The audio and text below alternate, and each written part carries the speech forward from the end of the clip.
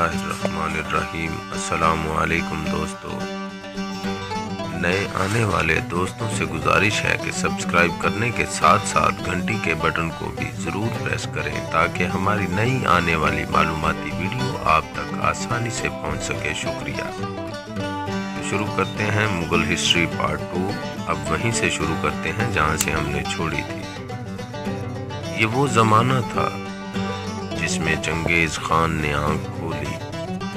चंगेज़ खान जब पैदा हुआ तो इनके हाथ में खून का एक लोथड़ा था जो इस बात की गमाज़ी कर रहा था कि वो आगे चलकर मुस्तकबिल का बड़ा और खूंखार फातेह होगा। इनका नाम तैमुजन रखा गया। इनके कबीले के लोग कुछ ऐसे थे एक एक माह तक घोड़े की पीठ से उतरते नहीं थे और खाना पीना घोड़ों की पीठ पर ही पसंद करते थे। घुड़दौड़, एक दूसरे का आपस में उलझ पड़ना, एक कबीले का दूसरे कबीले पर चढ़ दौड़ना इनका मामूल था। मंगोल कबीलों की बाहमी नाचाकी की बदौलत वो बैरूनी हमला आवरों के लिए तरनवाला बने हुए थे और किसी मरकजी रहनुमा की अदम मौजूदगी में एक दूसरे से बरसरे पैकार रहकर कमजोर हो चुके थे। मंगोलों की जिंदगी कठिन, वहशियाना और इंसानी इखलाक से आरी थी।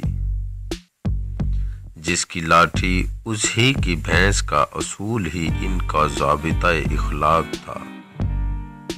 इनकी सोच का महवर इनका दुश्मन होता था, चाहे वो मंगोल हो या गैर मंगोल हो। अगर कोई शख्स दुश्मन की हैसियत से इनके दिमाग में घुस जाता तो ये तब तक चैन से न बैठते थे जब तक उसका नामो निशान न मिटा देते।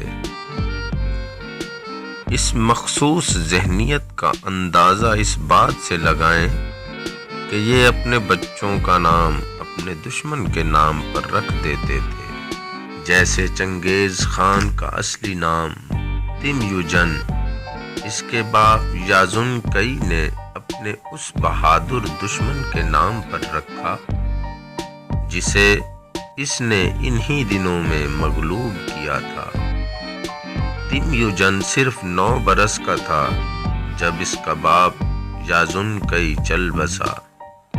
बाज़ मौर्रखीन के मुताबिक याजुन कई को जहर दिया गया था। बाप की औलाद में बड़ा होने के सबब तिमयुजन को बाप की मसंद पर बिठा दिया गया। उस मसंद पर जो हर लिहाज से कांटों की एक सेज थी। सिर्फ 9 बरस के एक बच्चे का सरदार बनकर बैठना उस जमाने के कबायली और नीम वहशी माहौल में निहायत कठिन और जान जोखों का काम था। तिमयुजन जिस्मानी तौर पर अपने हम उम्र लड़कों से मुमताज नजर आता था।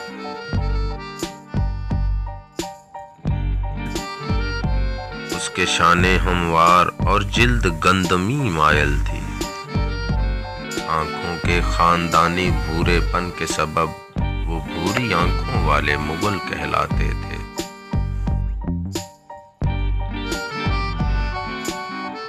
छोटी उम्र में वो घुड़सवारी का खौफ दूर कर चुका था, लेकिन मंगोल दस्तूर के मुताबिक अभी तक उसका शुमार बच्चों में किया जाता था। मगर एक दिन एक झिड़प के नतीजे में इसके हाथों इसके सौतेले भाई के कत्ल ने इसे जंगजुओं की फहरिस्त में शामिल कर दिया। मंगोलों का कौल था कि जो लड़े झगड़ेगा नहीं वो चरागाह कैसे हासिल कर सकता है। जो लड़े और खून बहाए बगैर मुमकिन ही नहीं था। तिमयुजन जो कि अब 13 बरस का हो चुका था اپنی تمام تر منصوبہ بندی اپنی ماں پر چھوڑتا تھا، جبکہ وہ صرف اپنے گھوڑوں، اپنے اسلحے اور جنگی ساز و سامان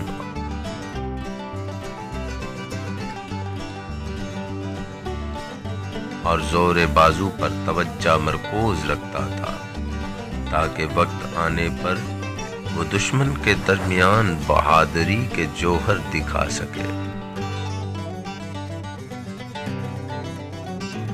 منگولوں اور تاتاریوں کی مقامی زبان میں بہت سے قبائل کا ایک سردار کے ماتحت جمع ہونا اور دا کہلاتا تھا۔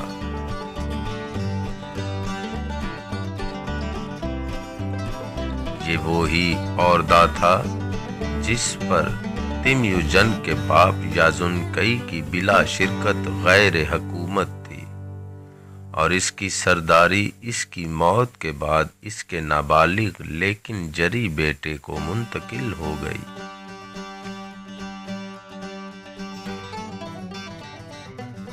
اوردہ بہت سے علیحدہ علیحدہ قبیلوں پر مشتمل تھا، جس میں ہر ایک کا اپنا اپنا ایک سردار تھا۔